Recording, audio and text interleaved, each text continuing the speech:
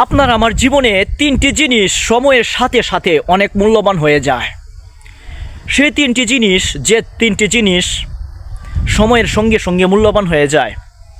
এক নম্বরে হচ্ছে পুরনো কাঠ, জ্বালানোর জন্য এক সময় অনেক মূল্যবান হয়ে যায়।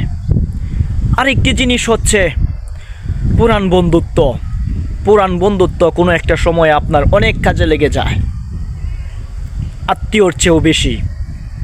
ঠিক তেমনি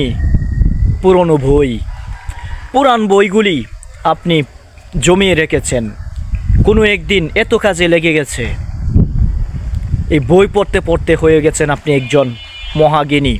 তাই পুরানো জিনিসগুলো আশ্রয় ফেলে দেবেন না, পুরনো জিনিসগুলির সঙ্গে খারাপ আচরণ করবেন না, পুরান বন্ধুত্বর সঙ্গে খারাপ আচরণ করে সম্পর্কটা নষ্ট করে দেন না। একদিন এই পুরান বন্ধুটাই আপনার অনেক কাজে লেগে যেতে পারে।